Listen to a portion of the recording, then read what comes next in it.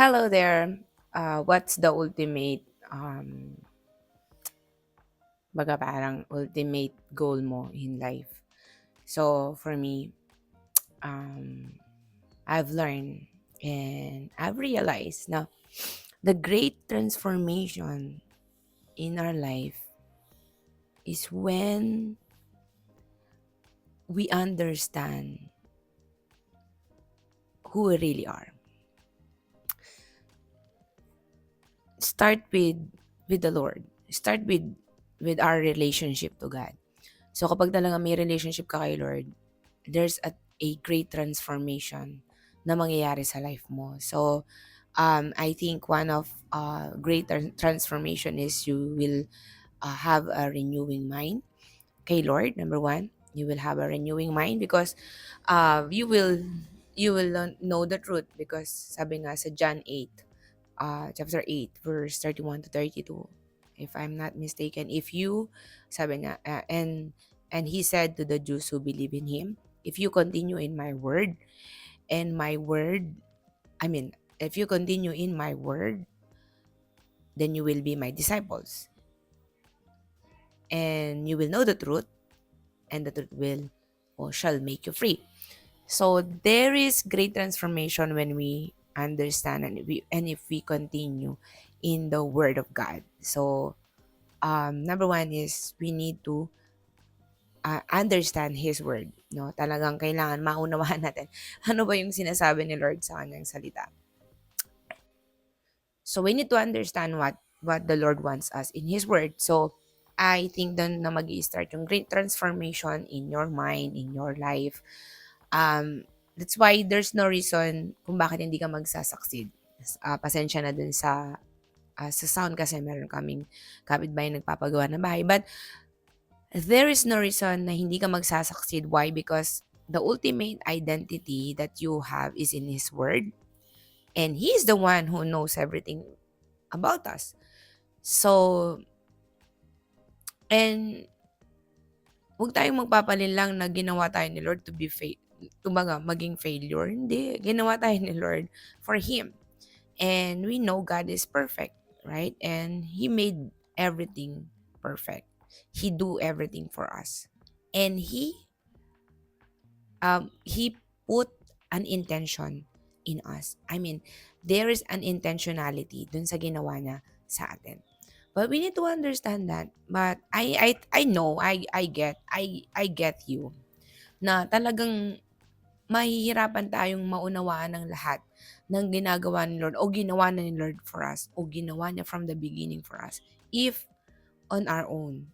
That's why we need to, number two is, um, we need to acknowledge the Holy Spirit in us. The Holy Spirit will remind us and the Holy Spirit will teach us, no, about what God wants us to know. I think that's number two is we need to live in spirit. That's why when we live in the spirit, we will never, hindi natin talaga mapiplease yung laman. And mafe-fix yung thoughts natin. Ito yung isa sa mga na-awaken talaga na malaking malaki. That's why there's a great transformation in the Lord. Yes, your thoughts, your mind, no? Hindi mo naiisipin yung mga bagay na makakagulo ng identity mo. So the things of this world will focus you on the um, temporary things like life, like food, like what you will wear, um, what you will eat, what you will uh, ano, ipapamuhay mo, bahay mo, bagay na bagay. Lahat yun temporary. But if God will be, if we will allow the Lord na talaga siya, yung thoughts natin, lagi natin iniisip yung mga bagay para kay Lord, I think yun ang magbibigay sa atin ng true success. And I do believe on that. And I am, right now, I'm learning about those things na I will fix my thoughts on the things above, on the word of God, on the things that God wants me to to think, no? And everything will gonna follow. Just like in success, na nalilearn namin about businesses and things So it's not all about the result agad.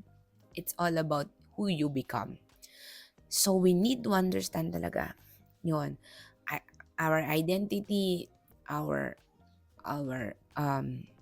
life, no, thoughts, and depending on the Holy Spirit, kumbaga yung pagdidepende natin sa Holy Spirit, doon lahat nakabase yung great transformation. And only the Holy Spirit can help us to know those transformation. That's why this afternoon, kumbaga, I don't know how to start kasi I have a business model, but for me, I know that there's more talaga.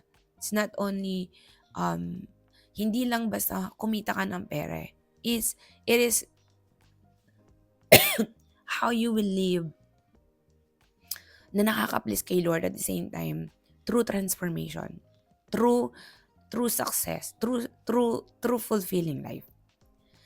And all the tactics, all the learnings, I've learned how to create a course, how to create ebooks and books, and how to um, make a content, how to uh, face the video,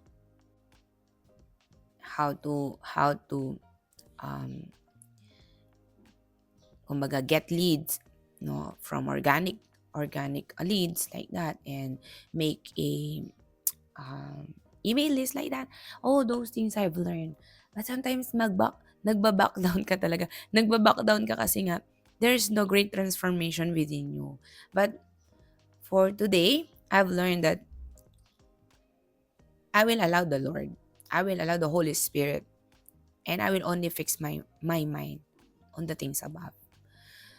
So I hope this video helps you, and if you want to know um, about the great transformation in your life, like businesses, everything, make an impact and a purposeful life.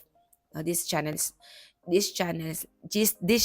for you, and I'm helping especially yung mga Bible Christian believer, yung mga believer, lalong-lalo na yung mga gumagawa dun sa pinapagawa ni Lord, that we need to go to the higher level and be awakened more of what we can do. No, ang dami pang inihanda ni Lord para sa atin. So I hope this video will inspire you. If you are inspired or something you want to know more, you can click the like button, or if you want to subscribe, please subscribe. And also, if you want to share to your friends and families, you can share it. So I hope it bless you, and let's see more of this content often. God bless.